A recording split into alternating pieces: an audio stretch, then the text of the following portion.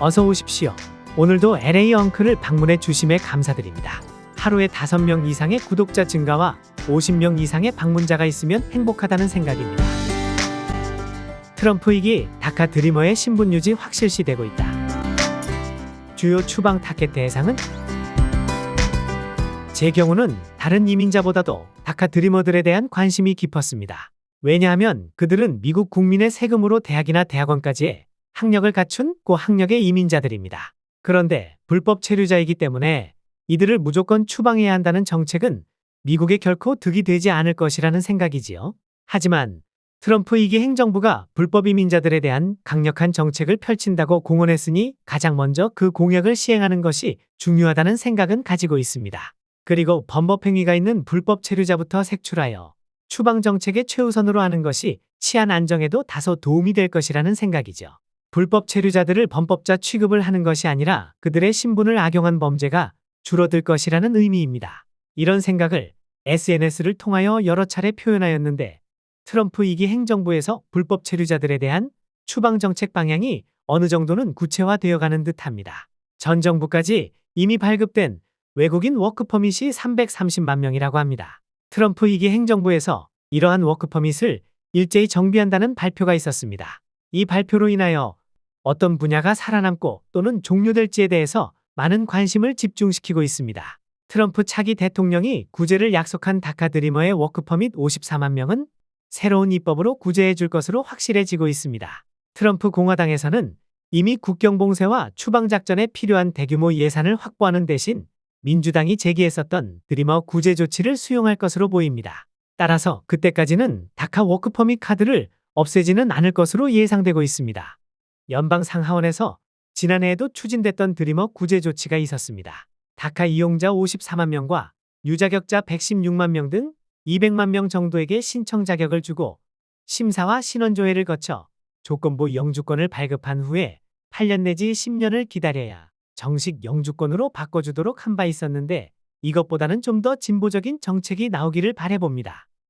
그리고 주요 정비 대상의 타켓 워크퍼밋은 바이든 행정부에서 발급된 170만 명이 주된 대상이 될 것으로 전해지고 있습니다. 330만 명의 워크퍼밋 소지자 중에서 무려 절반 정도인 170만 명이 조 바이든 대통령 시절에 발급된 것이라고 하니 너무 무분별하게 워크퍼밋 카드를 남발한 것은 아닌가 하는 생각입니다.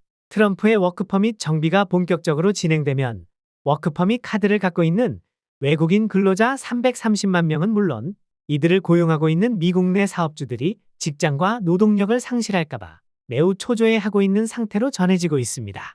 그리고 전쟁이나 자연재해 때문에 미국이 받아들여 일시 체류를 허용한 TPS, 즉 임시보호 신분에게 발급한 워크퍼밋 카드도 110만 명에 달하고 있는데 트럼프 2기 행정부가 TPS 워크퍼밋을 종료시킬지 여부는 2025년 내년 3월 만료되는 엘살바도르 출신 17만 5천 명의 워크퍼밋 카드를 재연장할지 아니면 불허할지에 따라서 구체적인 방향이 설정되리라는 분석입니다.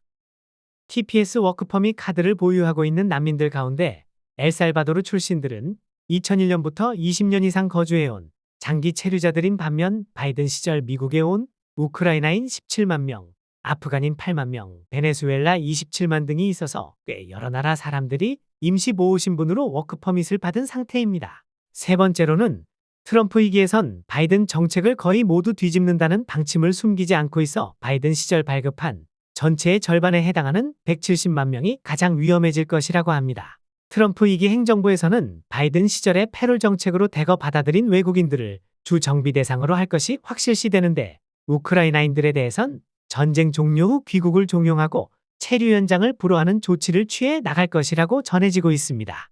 전체적인 내용을 보면 트럼프 2기 행정부 입장에서 조 바이든 행정부에서의 지나친 워크퍼밋 발행으로 인하여 미국에서 정상적으로 일할 수 있는 영주권자나 시민권자의 일자리가 빼앗겨지고 있다는 판단에 의한 정책으로 보입니다. 트럼프의 이러한 불법 체류자 추방 및 워크퍼밋 정비 공약이 조 바이든을 패배시킨 원인이라고도 전해집니다. 이민 세관집행국이 발표한 이민 단속과 추방 통계에 따르면 바이든 행정부는 지난 9월 말 끝난 2024 회계연도 한 해 동안 불법 이민자 27만 1,484명을 추방한 것으로 나타났습니다. 이것은 2023 회계연도에 14만 2,580명 추방보다도 거의 2배나 급증한 것입니다. 임기 첫 해인 2021년에 5만 9천 명에 비하면 거의 5배가 증가한 추방입니다.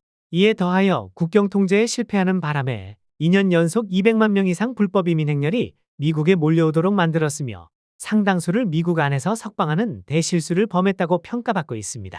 이 때문에 조 바이든의 상대방인 트럼프 진영에서는 바이든 국경 통제 실패로 미국 내 불법 이민자들이 당초 1,100만 명에서 1,300만 내지 1,400만 명으로 불어났다고 지적하고도 있습니다. 그런데 여기서 재미있는 점 한 가지는 이민자들에게 상당히 우호적일 것이라고 생각되어지는 오바마 2기 행정부에서 벌어진 불법 체류자 추방 통계입니다. 오바마 2기 시절 불법 이민자 추방을 보면 2013년에 43만 2,200여 명으로 최고치를 기록했으며 2014년에도 40만 5,100명을 추방한 것으로 기록되어 있습니다. 이처럼 불법 이민자 추방에선 공화당 행정부보다 민주당 행정부에서 더 많은 외국인들을 본국으로 내보내는 결과가 나왔습니다. 공화당과 민주당 행정부의 이러한 차이는 두 행정부의 추방 정책 방법의 차이에서 나타납니다.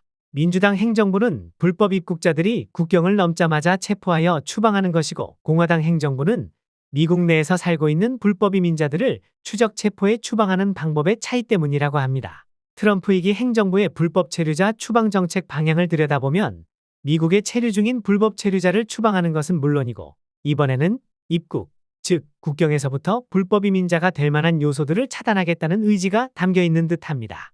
하지만 미국은 이민자에 의하여 탄생하였고 오늘날의 발전을 가져온 나라입니다. 불법 체류자 추방을 대대적으로 예고는 했지만 이민법 전문가들이나 정치인들은 트럼프 행정부가 불법 체류자들을 대대적으로 추방하기에는 상당히 많은 장애물이 있다고 말하고 있습니다. 아무튼 미국에 계신 한국인 이민자 여러분 그리고 그 외 국가의 이민자 여러분 모두에게 미국이라는 나라에서 미국의 온 목적을 이루면서 살아갈 수 있으리라 믿으면서 열심히 살아가자고 응원합니다. 감사합니다. 끝까지 영상을 시청해주셔서 감사합니다. 더 영양가 있는 영상을 제작할 수 있도록 따뜻한 응원을 부탁 올립니다.